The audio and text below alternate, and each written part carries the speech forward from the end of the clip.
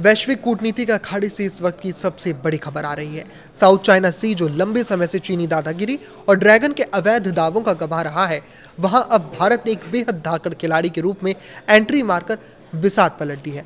कल तक जो छोटे देश चीन के खौफ के साए में जीने को मजबूर थे, आज वो भारत के साथ अरबों डॉलर की डिफेंस डील साइन कर रहे हैं। अमेरिका के ढुलमुल रवैये से पैदा हुए सुरक्षा के खालेपन यानी सिक्योरिटी वैक्यूम को नई दिल्ली ने इतनी खामोशी और आक्रामकता से भरा है कि बीजिंग के सैन्य रणनीतिकारों के पसीने छूट गए हैं। एक तीर से दो शिकार करते हुए भारत ने न केवल अपनी अर्थव्यवस्था को मजबूत किया है, बल्कि चीन को उसी के घर में घेरने का अचूक चक्रव्यूह रच दिया है। आइए जानते हैं कि भू राजनीतिक महाबदलाव का क्या केस है। नमस्कार, मैं आशुतोष जोशी और आप देख रहे हैं न्यूज़ 18। इस पूरी रणनीतिक खेल में भारत को जो बम्पर फायदा हुआ है, उसके पीछे अमेरिकी राष्ट्रपति डोनाल्ड ट्रंप की एक बड़ी नीतिगत शिफ्ट मानी जा रही है। दरअसल मौजूदा वक्त में अमेरिकी प्रशासन का पूरा ध्यान इंडो पैसिफिक क्षेत्र से थोड़ा हटकर वेस्ट एशिया के संकटों की तरफ केंद्रित हो गया है। नतीजतन ताइवान और साउथ चाइना सी के सहयोगी देशों के प्रति अमेरिका का जो रुख है, वो थोड़ा ढुलमुल और अनिश्चित दिखाई देने लगा है। दशकों से चीनी आक्रामकता के खिलाफ वॉशिंगटन के भरोसे ये तमाम आसियान देश जो बैठे थे, अब उनको ये समझ आ गया है कि ट्रंप की लेन देन यानी ट्रांजैक्शनल वाली विदेश नीति के भरोसे अपनी राष्ट्रीय सुरक्षा को दांव पर नहीं लगाया जा सकता।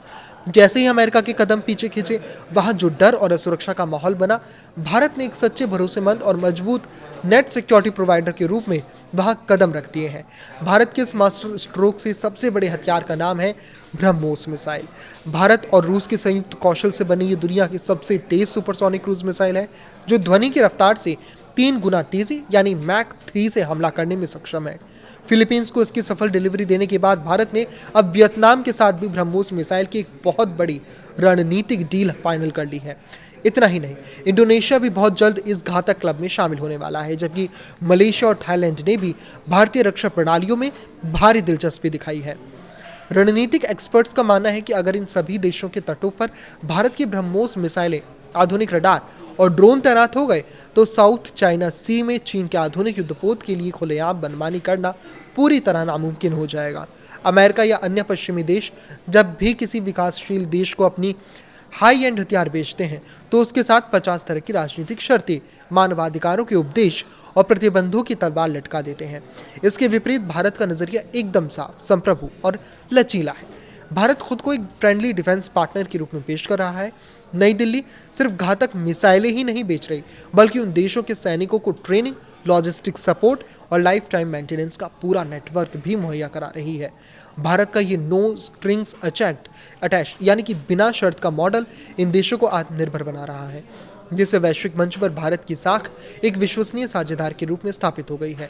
भारत का ये कदम सिर्फ व्यापारिक मुनाफा कमाने के लिए नहीं है, बल्कि ये भारत की एक्ट ईस्ट पॉलिसी का अब तक का सबसे बड़ा और निर्णायक कूटनीतिक धमाका है। चीन हमेशा से पाकिस्तान और म्यांमार जैसे भारत के पड़ोसियों को आधुनिक हथियार देकर भारत को स्ट्रिंग ऑफ पर्ल्स रणनीति से घेरने की कोशिश करता रहा है। अब भारत ने चीन को उसी की भाषा में जवाब देते हुए उसके खुद के इलाके में मजबूत किलेबंदी कर दी है। भविष्य के लिहाज से ये बदलाव वैश्विक समाज और अंतर्राष्ट्रीय समुद्री व्यापार के लिए बेहद सकारात्मक है। साउथ चाइना सी में शक्ति का संतुलन यानी बैलेंस ऑफ पावर बनाने के लिए एक देश की दादागिरी खत्म करनी होगी, जिससे वैश्विक व्यापार मार्ग सुरक्षित रहेंगे। समाज पर इसका प्रभाव ये पड़ेगा कि आने वाले समय में भारत केवल एक आध्यात्मिक या आर्थिक शक्ति नहीं, बल्कि वैश्विक मंच पर एक बड़ी मिलिट्री सुपर पावर और न्याय संगत सुरक्षा व्यवस्था का नेतृत्व करने वाले देश के रूप में देखा जाएगा। इस पर आपकी क्या राय है, कमेंट करके ज़रूर बताएं। लाइक करें, शेयर करें और इसी तरह जुड़े रहें। नमस्कार।